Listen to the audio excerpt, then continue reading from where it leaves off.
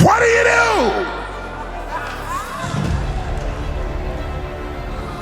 when what used to work doesn't work anymore? What do you do when you have gotten used to a system that God has abruptly halted? There was no warning, there was no prophecy, there was no preparation. Without any warning at all, it just stopped.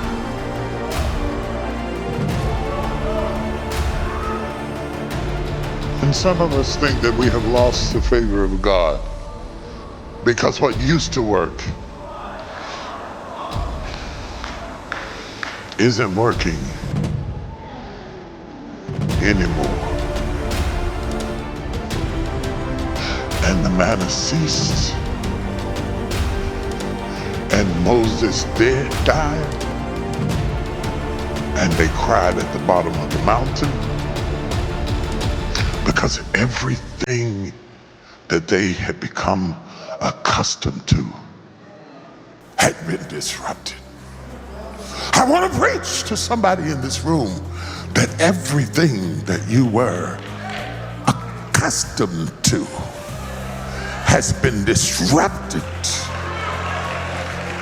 And now you have to move forward without any playbook, without any rules, without any guarantees, without any certainties. If you take another step, you got to take it by faith, because the manna has ceased and the Moses is dead, but the movement continues. What do you do when you got to keep movement?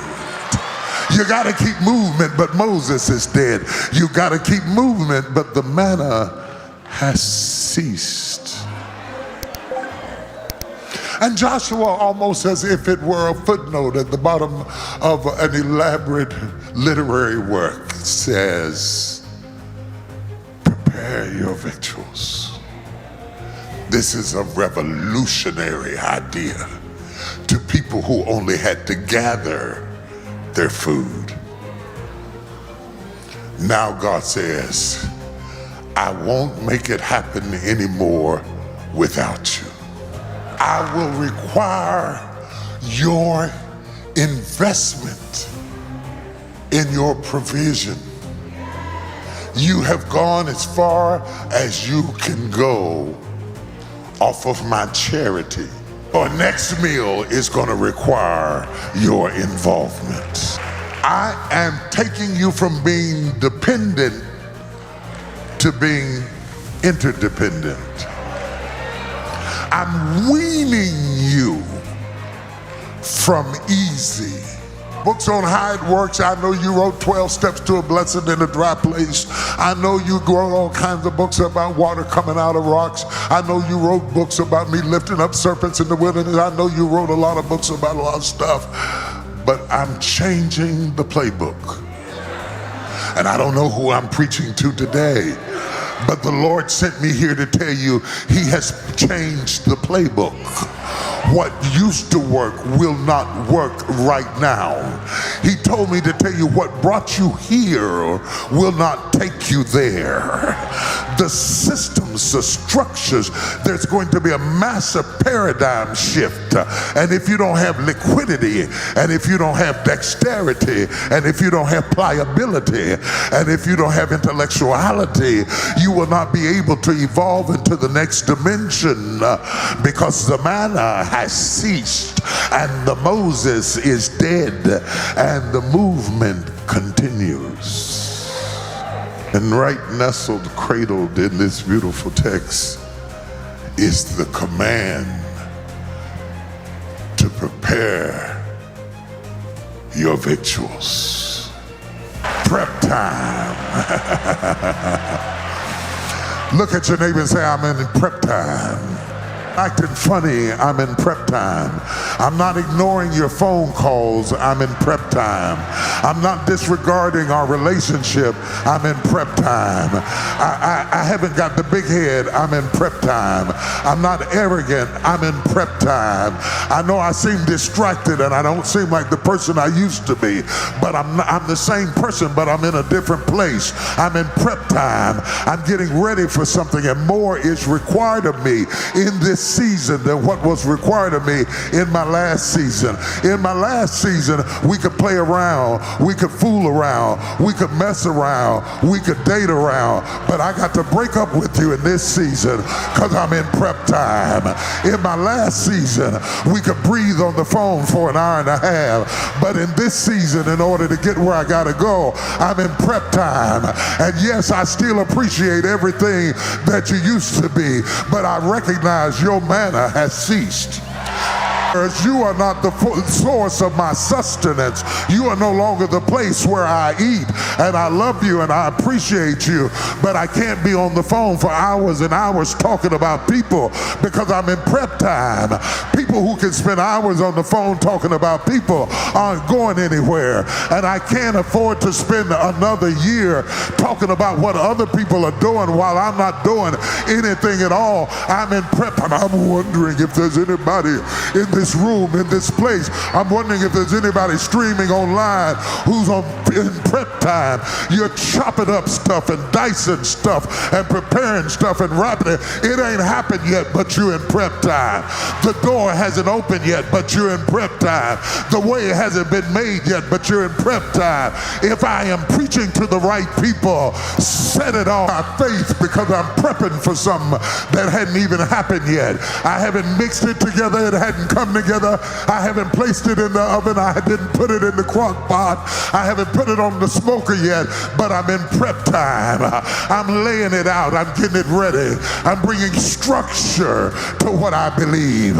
I'm not just believing it, I'm bringing structure to it, because without structure and strategy, I won't be prepared to succeed in the area of my destination. I'm in prep time. Nudge 3 people and say, I'm in prep time. And when I'm in prep time, I have to do stuff that don't make sense to you. Why you got the buttermilk sitting on the stove? Why you got the butter just laying out? Why don't you go ahead and use it? No, it's not the right temperature yet, but I'm in prep time. I'm calling things that are not as though they were because I'm in prep time. I'm getting my outfit ready. I'm getting my wardrobe ready. I'm getting my language ready. I'm getting my speech ready. I'm learning the right terminologies, not for the room I'm in, but for the room I'm about to walk in. I'm learning the language of my future. I'm preparing myself for what God is about to do in my life. I'm in prep time. Understand it, because you don't have enough faith. You say, when I get there, I'm going to prepare the victual. It's going to be too late when you get there. You got to prepare for it before you get there. You got to prepare 3 days in advance, because in the next 3 days, things are about to change in your life in a radical way. This is prep time. This word is a prophetic word going out to somebody. You're in prep time. There's about to be a release in your life. Prepare your victuals. This is a change of how you think. You were raised by people who didn't have to prepare. So you cannot take your parents' mindset into your moment. Because your fathers did eat manna in the wilderness, but the manna has ceased. So that means you have to have a different mindset. You might have the moral equivalency, can't say it, but you cannot have the same mindset. Because if you have the mindset of your fathers, you will be looking up every morning waiting on something to fall down that is never going to fall down again. And you will be waiting on something to happen so you can move. Nothing else is going to happen. Prep time means mindsets determine assets. If I cannot get it in your mind, I cannot get it in your life. If your mindset is still looking up for manna, then your hands won't prepare your victuals. And prep time is the dangerous, dubious task of challenging how you think. It's not that the preparation for the food is not available to you, but if you don't have the mindset,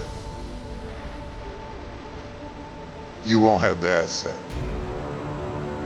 If you have a mindset of waiting on something to fall in the morning, you won't prepare your victuals in the day.